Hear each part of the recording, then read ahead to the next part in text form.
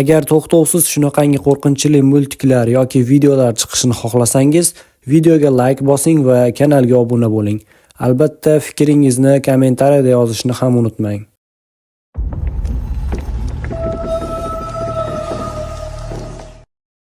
Biror marta qo'rquvdan shunchalik ezilganmisiz? Barmoqlaringizni ham qimirlata olmaydigan darajada. Ko'z pirpiratib, og'iz ochmasdan, gapirmasdan, oyoqni yerdan uzmasdan, dahshatli qo'rquvda. Shunday dahshatli holatni boshdan kechirib, faqat titrab, ojizona qotib qolganmisiz? Menda bo'lgan. Sizlarga shu voqeani aytib bermoqchiman. Ismim Bilol. 11 yoshimda bir kuni kechgacha do'stlarim bilan o'rmonda o'ynadik. Onam kech qolganimdan jahli chiqmasligi uchun uyga ketishim kerakligini aytib, ularni qoldirdim. O'rmondan chiqib uyga yo'l olganimda allaqanday g'alati holatni sezdim. Birdan hasharotlar va hayvonlarning ovozi butunlay jim bo'lib qoldi. Sukunatda etim jimirlab, sekin atrofga alangladim. Shunda o'rmondan qandaydir xira-shira ovoz eshitildi. Avval hayvon ovozi deb o'yladim, lekin u tez balandlashdi. Yo'q, ovoz balandlashmadi. Ovoz men tomon qarab kelardi, dahshatli tezlikda. Lekin hech qanday hayvon bu qadar tez harakatlana olmaydi. O'sha payt qorong'ulikdan xuddi soyaga o'xshagan narsa yaqinlasha boshladi. Shu payt hayotimda boshqa hech qachon ko'rmaydigan manzaraga guvoh bo'ldim. Ko'p oyoqli maxluq men tomon dahshatli tezlikda sudralib kelayotgan edi. Avvaliga odamni emaklab yuryapti deb o'ylagan edim, lekin u ko'z ochib yumgunimcha oldimda paydo bo'ldi. Yaqinroq qaraganimda u o'rgimchakka o'xshardi.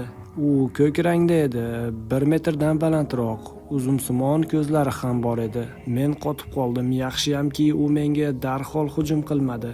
U maxluq faqat atrofimda aylanib yurardi. Mening juda ham yaqinimda harakatlanib, og'zida nimadir chaynayotgandek edi. Suyak chaynash va g'alati ovozlarni eshitdim. Qo'rquvdan nafas olishim qiyinlashib, oyoqlarim qaltirar edi. Nega qochmading deshingiz mumkin, lekin u juda tez edi. Men faqat o'likdek qotib qolishim mumkin edi xolos. U yaqinlashgani sari atrof tezda sovib ketdi. Maxluqdan kelayotgan sovuq uni tirik deb bo'lmaydigan darajada edi. Xuddi oldimda muz bo'lagi turgandek, yo'talni zo'rg'a bosib turardim. U biroz oldimda aylanib, meni yemaslikni o'ylayotganga o'xshardi.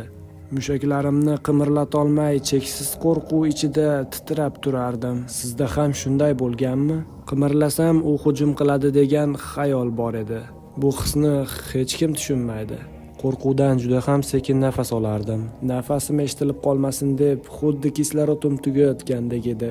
Shunday qilib men uzoq vaqt qimirlamay turdim. U esa atrofimda gir-gir o'malab aylanar edi. Taxminan 10 martalab aylandi va nihoyat asta-sekin u mendan uzoqlasha boshladi. 100 metrcha uzoqlashganda ham men qimirlamay turdim. Chunki qimirlasam u darhol hujum qilib meni parchalaydi deb o'ylardim. Va u qop-qorong'u o'rmonga kirib ketdi. Men yana harakat qila olmadim. Oldinga qadam bosishim bilan oyoqlarimda kuchli og'riq sezib, yerga yiqilib tushdim. Bir nima qilib o'rmalab uyimga yetib bordim.